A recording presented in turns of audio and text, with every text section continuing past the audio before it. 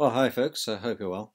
Um, I've put this channel back on to YouTube in the vain hope that it doesn't get taken down, despite the number of subscribers I've had in previous times. Anyway, here I am again, third go lucky, and we'll see what 2019 brings, shall we? I would reiterate in this introductory video that my views are personal, and any political religious views. I mean, there are two things you generally don't discuss at a dinner table, isn't it? Sex, politics and religion.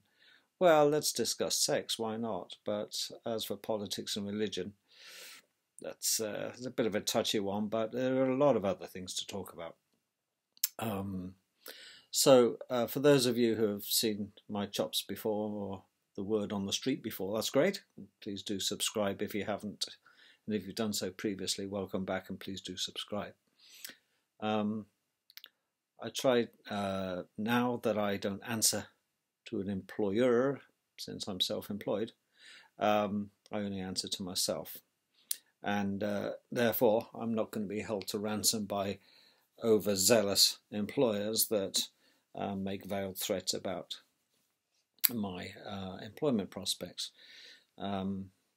Wonderful thing about being self-employed, you don't answer to anyone generally. So without further ado, I have to think about a topic. It's now Christmas Eve. My children have left home. Yes, I really am that old, and they're that old to have a bit of freedom, and now I find myself on Christmas Eve having wrapped up all the presents for my wife and dogs. I thought I'd start the new channel as a new way into 2019. The topic in this evening's video then would be the general health and welfare of people and my take on the general population as a whole.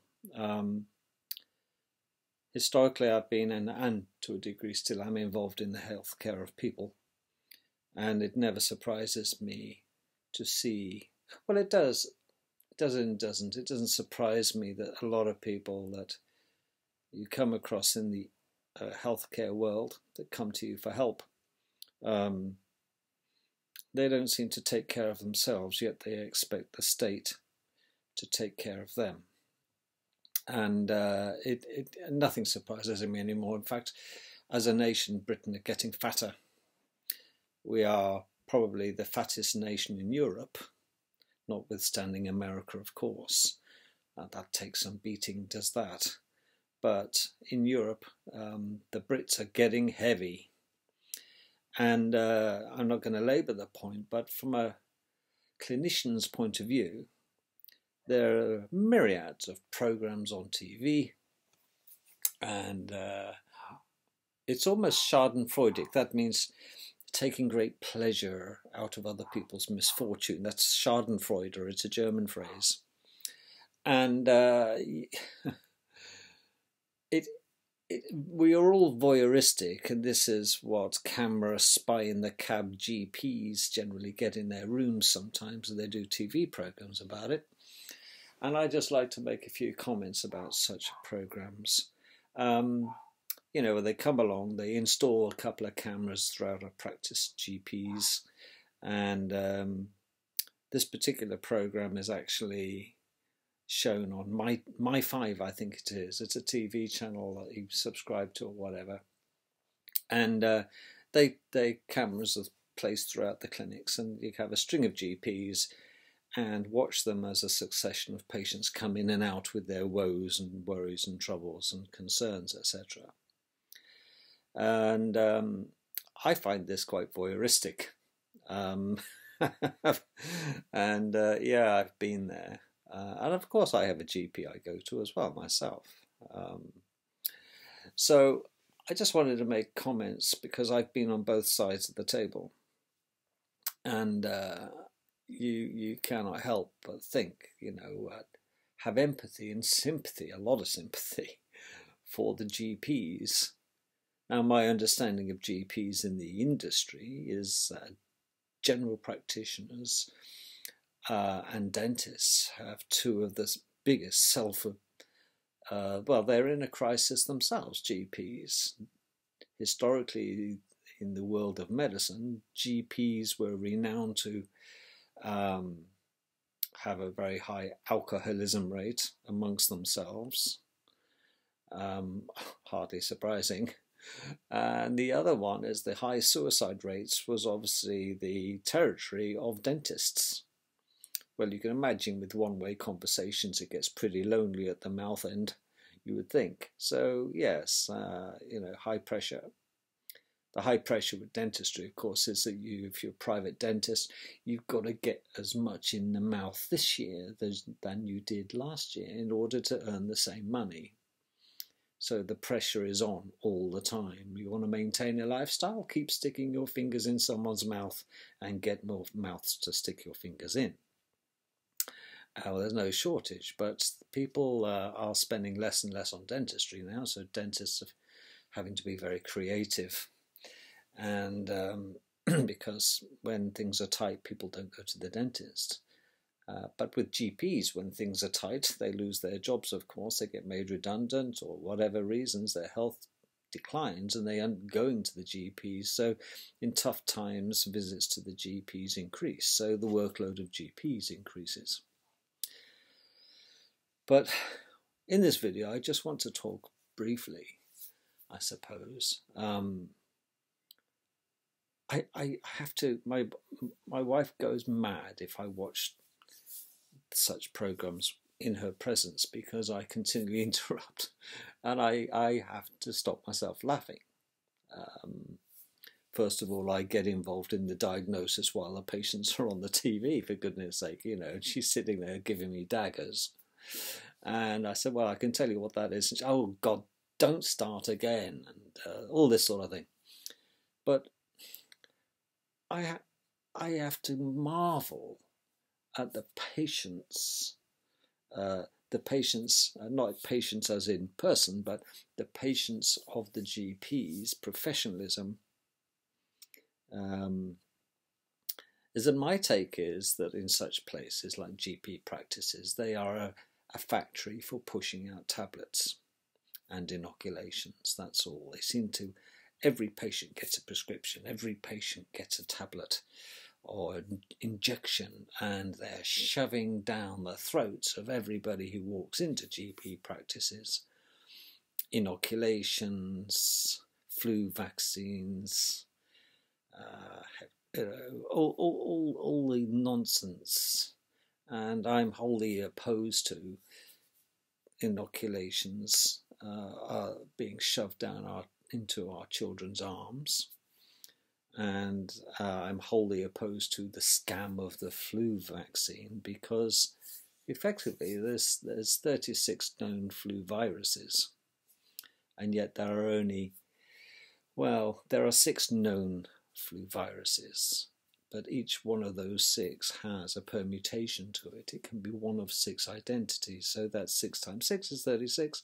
So there's one flu inoculation available every year from your local GP, and so how do they know which one will be raising its ugly little head next year? Which flu type will be prevalent next year? Because don't forget that the manufacturer of such flu vaccines have to be done a year ahead to build up stock. Well, that's a bit of a gamble then. So there's a 1 in 36 chance of them getting it right. So I'm going to come to you and stick a vaccine in your arm, which might be entirely wrong, on a 1 in 36 chance. So you may just get that flu. That's if you get the flu at all. And if you do, you could have a 1 in 36 chance of being covered. It's not a risk I'm prepared to take, quite frankly, because, well, the flu vaccine just doesn't work as good as it should, and if it did, it would be a 1 in 36 chance. Would you take that chance when you look at the side effects of receiving the flu vaccine? I would take a chance myself and not have the vaccine. That's my personal view. But with such programs, then they are pushing like crazy. These GPs are sending out patients' prescriptions. Here's a prescription, here's a prescription, here's a prescription. Take a tablet, rub a cream in, let me have a look. Yes, see you next week, come back again. Oh, mental health service, pass the buck. Off to the mental health service, you're a lunatic. And what, self-harm? Oh yes, you're off, there you go. And these GPs are just churning out the numbers. Well, that's what it amounts to. What a tedious job. I take my hat off to the people who do it, because it's not something. The depression rate and the suicides of the world of general practitioners is very high, and now I know why, and maybe you do too.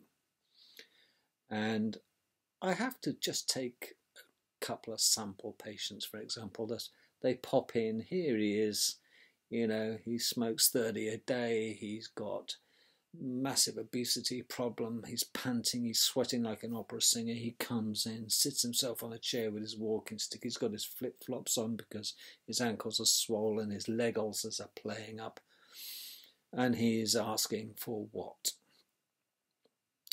You know, well, of course he wants some cream to put on his leg ulcers. He wants his leg ulcers dressing by the practice nurse. He still hasn't quit smoking. He drinks, evidently because of their beer guts, a bit of a dead giveaway. And if it's not just the beer, it's the food.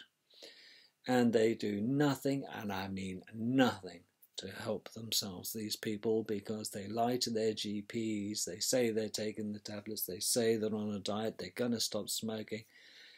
And you think it's a self-inflicted injury. And that's strike one. And the proportion of people now that are clinically or bordering clinical obesity in the UK is frightening. We have our ethnic brethren coming in from all sorts of other countries who intermarry very close relatives and wonder why their children have such deformities, such as ophthalmic problems, deformities, clinical, let's just say medical problems that the NHS is having to sort out, or the mental health services in our country are having to sort out, because the close-on genetic breeding of such people is creating chaos. Well, that's what happens when you marry your first cousins.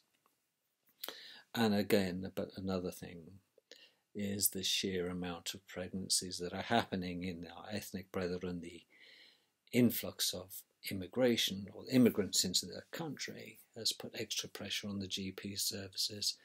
In fact, only 2 out of every 8 babies born in this country now are Caucasian and from a UK background.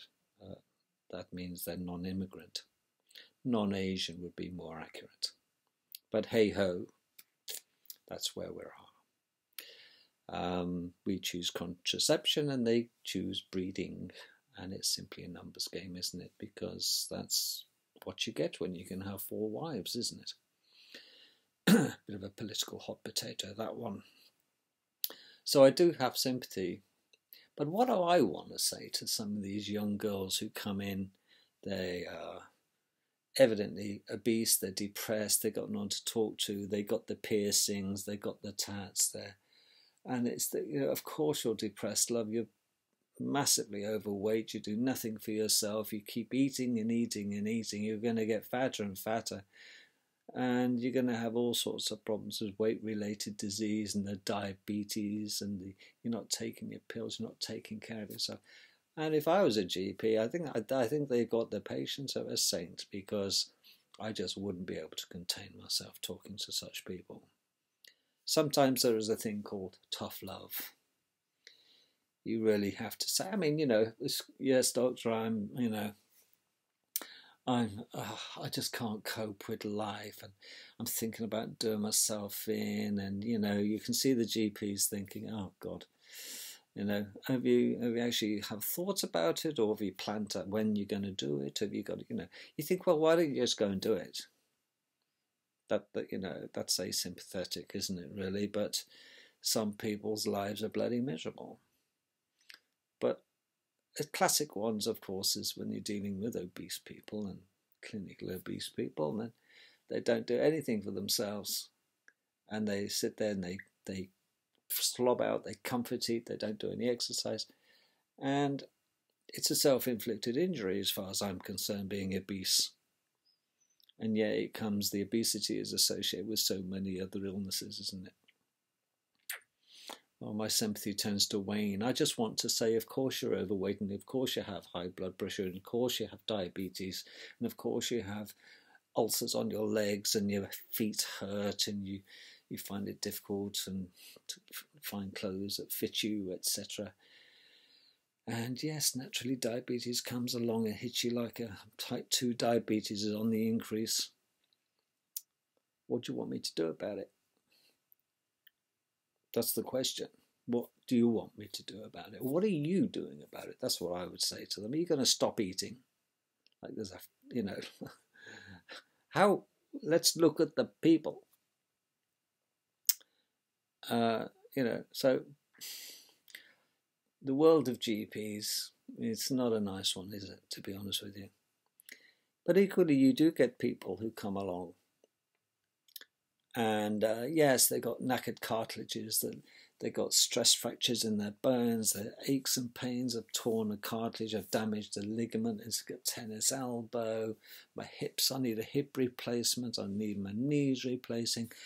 And you think, well, okay, but these people are getting younger when they're requiring such joint replacement surgery, and you have to ask yourself why. And the fact is then, is that these people that are in their 50s to 60s now needing joint replacement surgery are the smart asses as were doing jogging 20 years ago for enormous amounts. Jogging, oh yes, jogging, so great. Yeah, weightlifting to excess. These were the fitness freaks of the past that are now pouring into the GPs, needing new knees, new hips. They've got dodgy backs, they've got shoulder injuries coming out the yin-yang, they've got sore elbows, and, well, they're paying the price, aren't they? So every time you see someone going out there jogging long distance and they think they're so cocksure and they're fit and they're in the gym every night 3 or 4 times a week doing their weights, what can you press, mate, and all this sort of stuff, and they're jogging, yeah, oh, I do marathons, I'm a marathon runner. Just smile as you watch them run by, because I know and you know that in 10 years' time they'll be the ones clogging up the orthopedic wards, wanting new hips, new shoulders, new knees, and they're the ones who are going to have raging sciatica and bursitis and slip discs, because these were the fitness freaks of the past.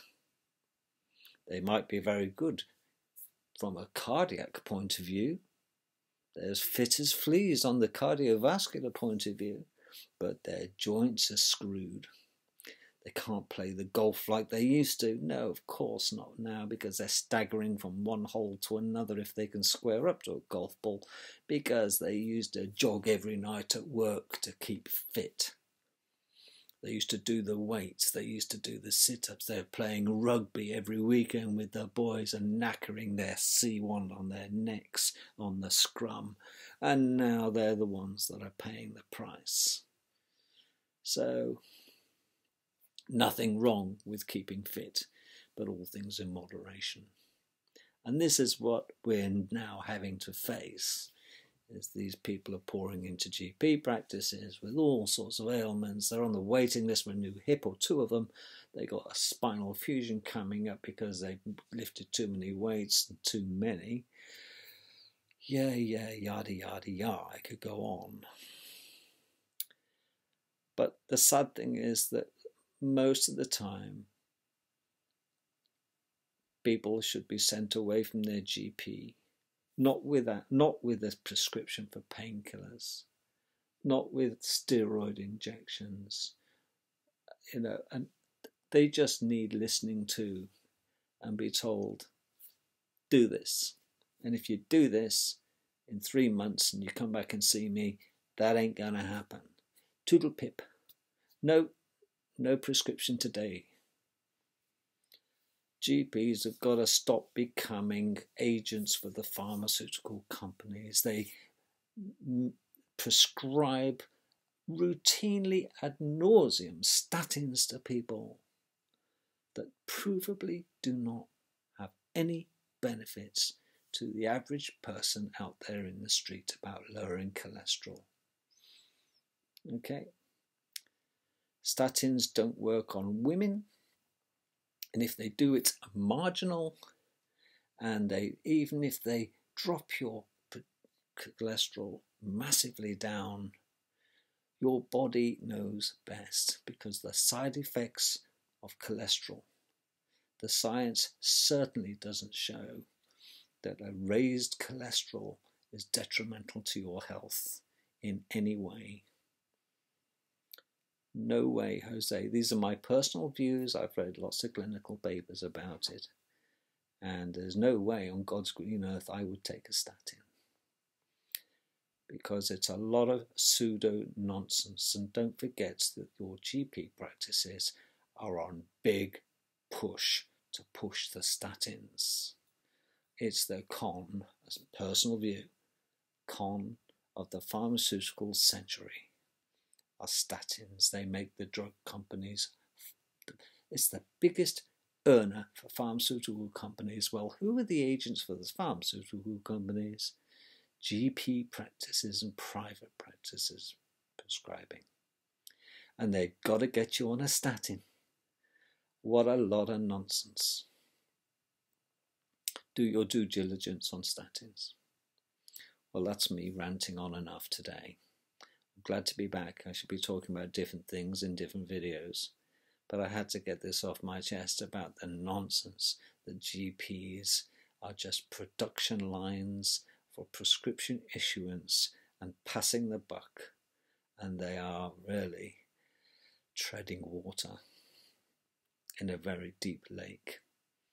And unless Britain gets this reality check, the reality check is Britain has got to get away from the fast food industry as fast as it can and get our people off the dependency of prescription medication, okay, and educate the patients and not just dish out prescription after prescription after prescription.